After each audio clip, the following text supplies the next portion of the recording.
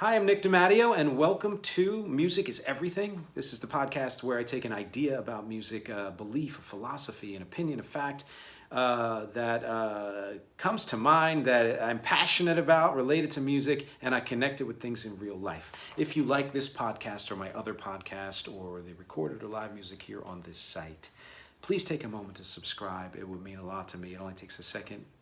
And I like to grow the family.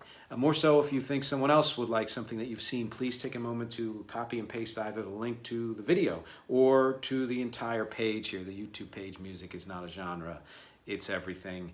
And let them know that I exist and who I am and what I do, and that there is something there for them as there is something for you. And it's something we can all share and talk about. I appreciate that. I appreciate your time, as always. But housekeeping note, if you saw my Thursday podcast, you will know that I do not have a monitor this week because we are removing into our current space. Yikes and yay. So I will be using the good old-fashioned printed word, the text that you see below. Because as you know, each week I read verbatim what I've written in this podcast, and then I talk off the cuff about it, which I hope you will join me in after you've seen this. So this week's topic, the tyranny of the many, when the majority rules everything, more than everything is lost. Common, Gael. The White Stripes, the Hives. Beck, Wreck. If you've heard of any of these artists, chances are it's the first of each pair. And while there are many varied reasons why that might be the case, from forces both internal and external, subjective and objective, there's one main reason that all of them share. Commerce, politics, and even social constructs all run by majority rules. The more popular and profitable something is, the more popularity and profit it amasses. The bigger something is, the bigger it gets. There's very little concession made or attention given to those things and people who control and consume a smaller piece of the various pies. In music, this rule, which I call the tyranny of the many, manifests in a couple of ways. The most obvious is that artists who aren't as popular and don't have as much money, power to determine their own destinies have always naturally been lesser known, obscure, even completely unknown. The other is that bands whose careers did once skyrocket to fame often end up toiling the rest of their careers in relative obscurity, paid attention to by only the most loyal fans. The result in each case is that attention and resources are distributed so wildly unevenly that the artists who make money and headlines are awarded more of both, and the artists who don't have to struggle for every penny and every scrap of recognition. So whose fault is this? Everyone's. We're all guilty. The music companies, the streaming services and radio stations, the distributors, the advertisers, the media, and yes, the fans. We all discriminate, sometimes deliberately, more often without even knowing it. We're all lazy and scared. We cling to the safe and comfortable and assume anything outside of that bubble is in some way worse and in all ways not worth our time, attention, or dollars. I'm including myself in this. And it's no conspiracy. It's happening openly and in plain sight. Companies and streaming services and distributors and advertisers deliberately choose to dedicate disproportionate resources to the already successful, or acts who are enough like the already successful to cash in on a trend. Why wouldn't they? It makes them easy money, though not as much as they could be making if their resources were more evenly distributed. The media chooses to cover the hot artists to the almost complete exclusion of anyone else, and why wouldn't they? We, the fans, get excited by big things, big news, big successes, so we gobble up the articles and reviews and posts and content all these power players spit out. We rarely complain. There's no reason for them to change tactics because we all tacitly agree that it's the way things should be, either by cooperation or silence. Yes, there are exceptions to all of these. There are smaller entities in each category who champion the obscure, who try to shine bright lights on artists who deserve more attention, who put as much money and power behind that push as they possibly can. And there are tons of fans who actively seek out lesser-known artists, who bounce out of algorithmically crafted playlists to hear what else is out there, who consciously or not are bored of the sameness the power players present us. For all of these champions of the lesser known, it's an uphill battle, one that's been waged since forever. But things are way weirder now. In every facet of the world, things and people are factionalized to a harmful degree. Ideas and people are categorized beyond direct connection to anything or anyone else. The people with more power and money find it easier and easier to get even more power and money. The so-called natural disproportion between the haves and have-nots is at an all-time high. Whether it's money or work or food or living conditions or health or politics or intellectualism or art, there are giant chunks that are atrophying from neglect while the power mongers suck up the whole rest of the world.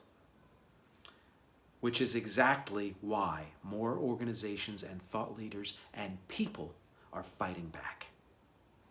We're getting sick of being ignored, marginalized, mistreated, abandoned.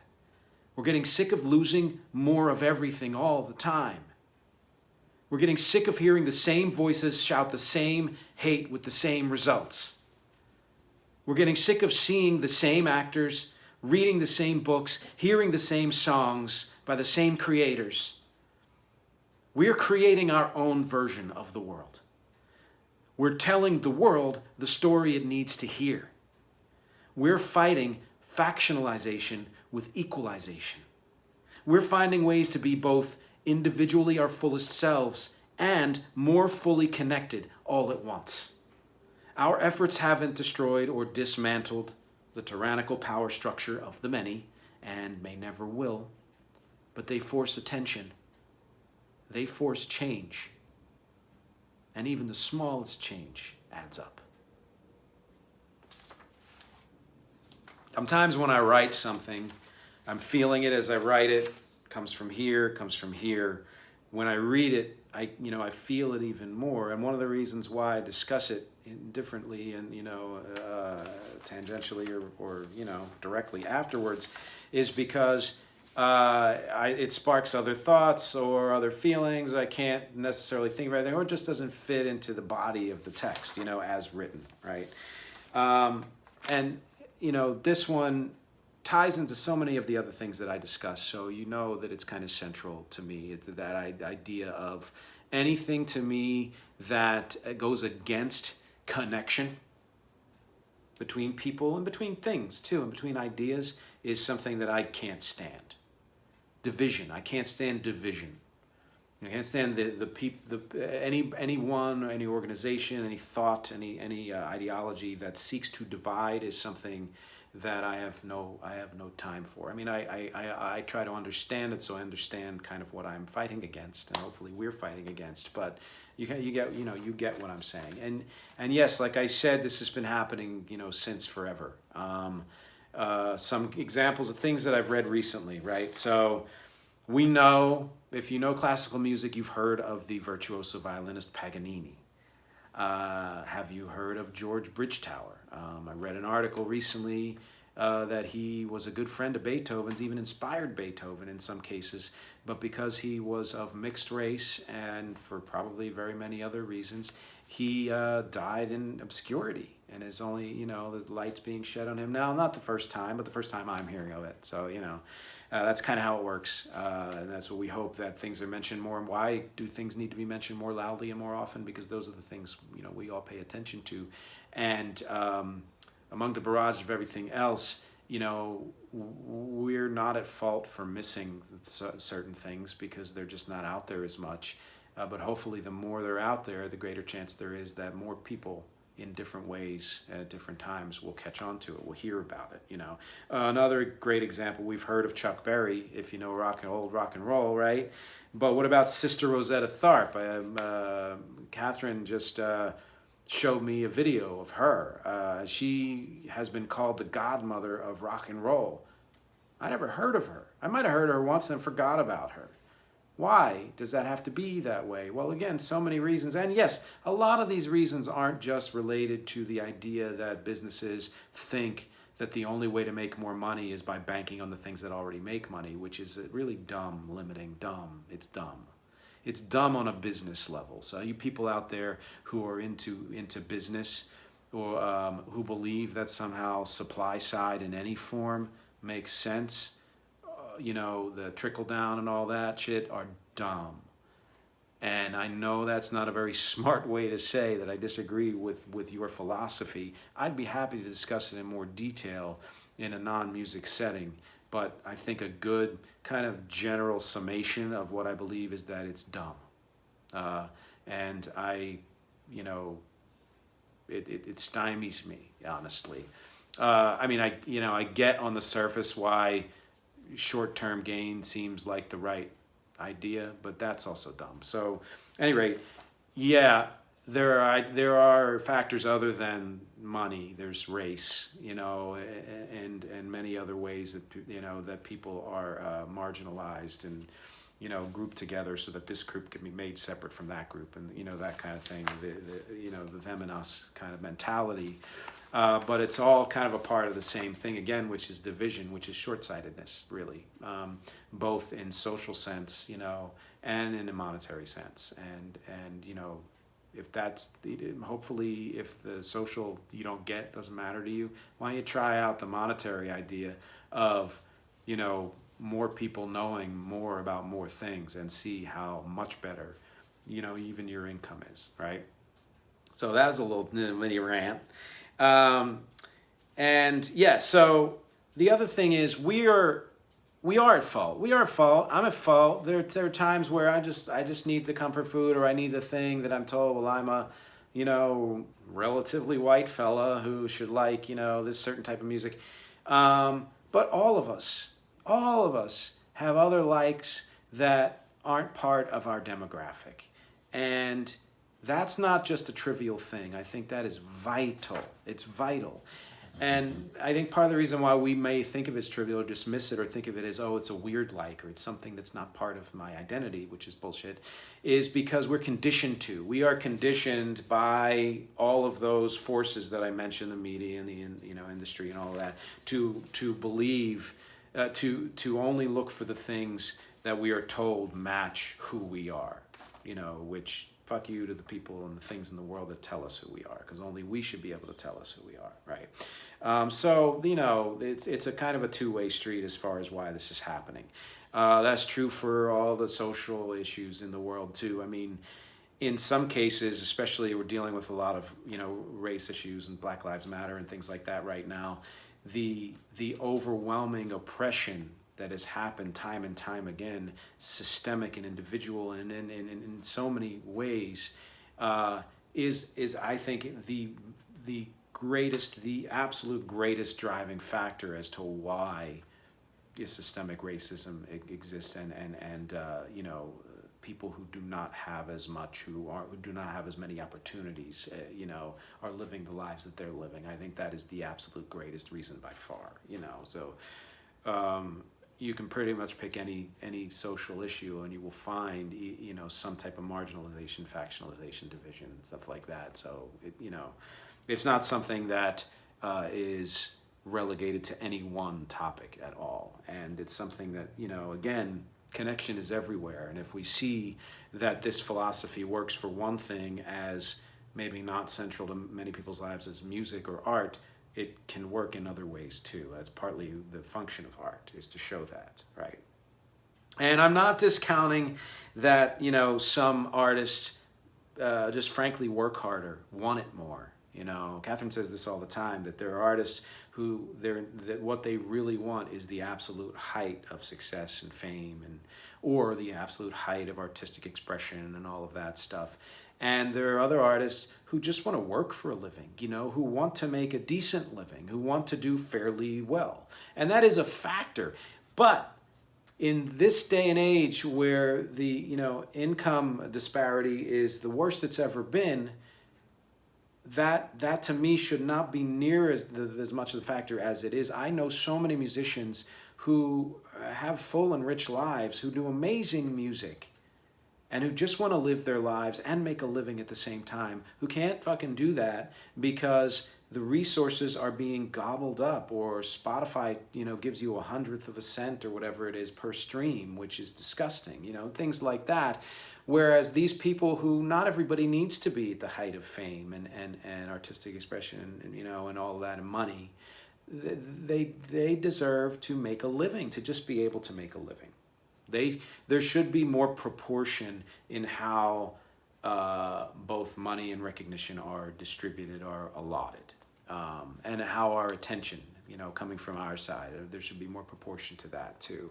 And it's out there, there, like I said, media companies and smaller companies who are trying to really get the word out there that there's more to this world than what is being blasted in your face all the time. And our job, it's up to us to seek that out. It's up to us to be open to it. It's up to us to kind of, scroll away from the standard memes and things like that and see what else is there that's not being thrown in our face, that might be a little quieter, maybe because that's how it's expressed, or maybe just because it doesn't, it's not being given the platform to be louder, and for us to make it louder, to amplify it by sharing, by connecting, by sharing, by connecting, by sharing, by connecting, by subscribing. And so what spurred all this? I was listening to, I was talking to Catherine about some music, blah, blah, blah, and I was making a playlist on a ride home from seeing family, and I wondered what an old band that I like was up to. It's this band called The Futureheads, British band that came out a little over 10 years ago, a little more than that even, but became popular about 10 years ago, and then kind of faded for various reasons. But I looked them up, and they're still out there. They put an album out last year that I didn't know existed. Shame on me, first of all, for not looking for it, but really shame on the entire fucking industry for allowing bands who have done their work and put in their time and effort to, have to be, out of the spotlight to such a degree that you don't even know that they exist anymore. Did you know that A Tribe Called Quest is still out there performing? Arrested Development, the band, not the TV show, is still out there performing and making albums. Things like that. A lot of the bands from the early 90s that were kind of second-tier grunge bands and the other, pop punk bands, they're still out there, touring. Well, not now, but, and they're making albums and things like that. And no, not everybody has to know about everything, but if you were even a partial fan of one of these bands or artists, why shouldn't you now know that they're still out there, they're still working? They're not getting press. They're not, they're a lot of them are actually making a decent living because they fall under the category of people who had careers, who can still bank on them to some degree through very hard work. But they should be, people should be, some of these, I listen to new albums and I'm like, oh my God, it's as good as what was popular by them. Why don't more people know about it? It's not just that time and trends have moved on. There's more to it than that. And then there are those artists like Rec, like Gael, I mentioned, who aren't, very well known at all, very obscure in many cases, but should be getting more recognition. My cousin, Jim Castelli, does eclectic, just intricate, great music, often very humorous, but just very intelligent and well-crafted music. A good friend of mine, Daniel Cousins, who goes under the name Daniel 7, does amazing kind of, he calls it progressive pop. It's got a very techno, bent to it. And I love his voice. I think his production is amazing. And these, we are all people who have had some level of career, but our proportion of the career that we maybe could have had if things were more equitable has actually diminished instead of increased. And that's part of the, deregulation of the world, let's say, factionalization and the tyranny of the many. And that's my talk for this week. Hope you enjoyed it, or I hope you hated it and really want to rant at me. Either way, please comment. Conversation means everything. Connection means everything. It's all for me about music and conversation and connection. Thank you for listening. Thank you for watching. Thank you for clicking, sharing, reading, subscribing. And I will see you next week.